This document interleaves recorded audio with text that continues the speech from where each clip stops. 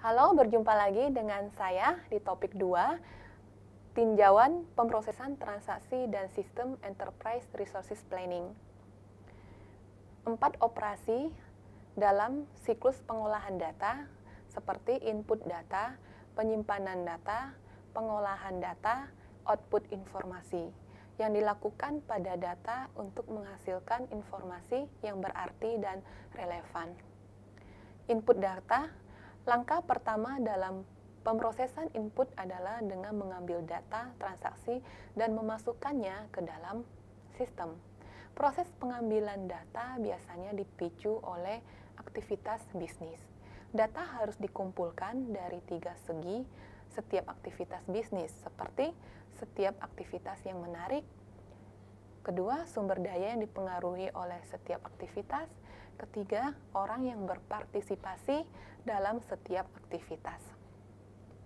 Dokumen sumber, dokumen yang digunakan untuk memperoleh data transaksi pada sumber ketika transaksi terjadi.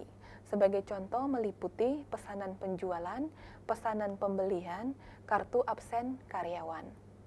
Aktivitas bisnis umum, aktivitas bisnis, siklus pendapatan seperti mengambil pesanan pelanggan, mengirimkan pesanan, menerima uang tunai, menyebarkan penerimaan kas, dan menyesuaikan rekening pelanggan. Aktivitas bisnis siklus pengeluaran seperti permintaan barang, memesan barang, menerima barang, membayar seharga barang. Aktivitas bisnis siklus sumber daya manusia seperti mengumpulkan data pengurangan karyawan, mencatat waktu bekerja karyawan, mencatat waktu yang dihabiskan pada pekerjaan tertentu. Penyimpanan data. Penyimpanan data perusahaan adalah salah satu sumber daya yang paling penting.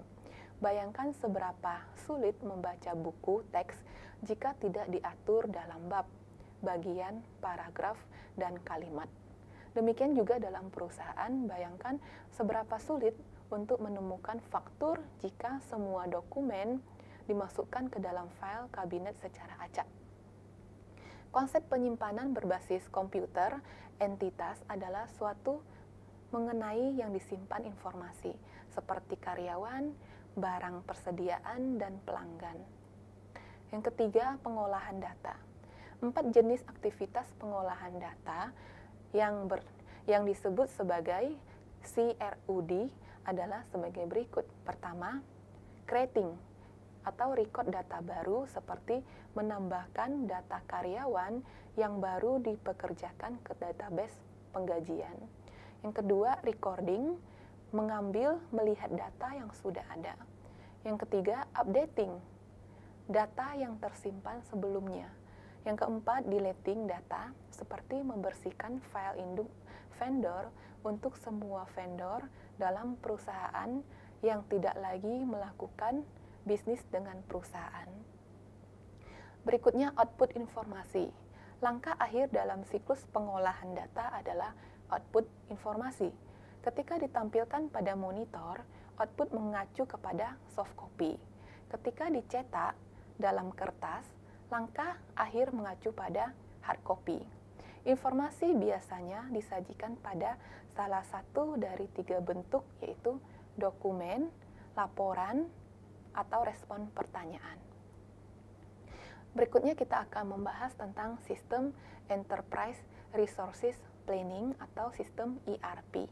Sistem ERP adalah suatu sistem yang mengintegrasikan semua aspek aktivitas organisasi seperti akuntansi, keuangan, pemasaran, sumber daya manusia, manufaktur, manajemen persediaan ke dalam suatu sistem.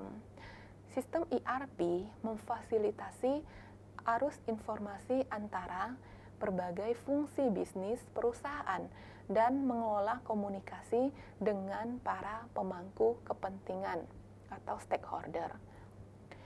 Modul ERP mencakup keuangan, sumber daya manusia dan penggajian, memesan ke kas atau siklus pendapatan, membeli untuk membayar atau siklus pengeluaran, manufaktur atau siklus produksi, manajemen proyek, manajemen hubungan pelanggan, dan alat sistem.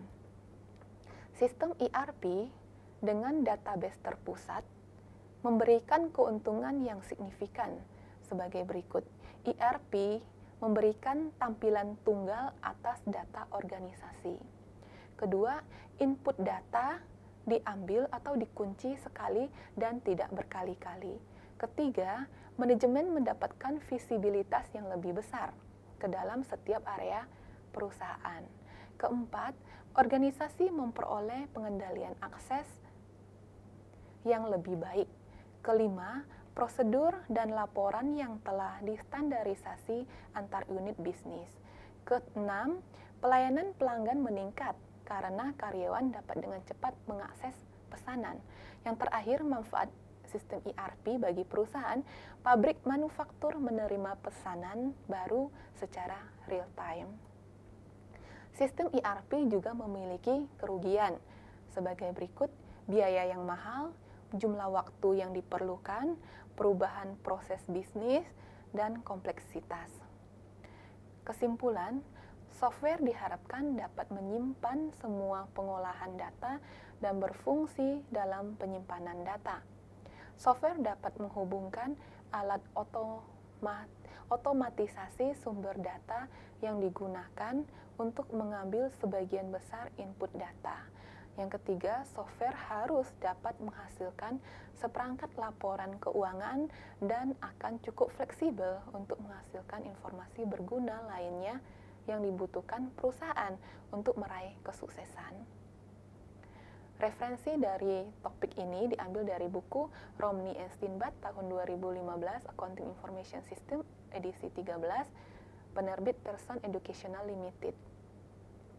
Demikian materi topik 2, sampai jumpa di video berikutnya. Terima kasih.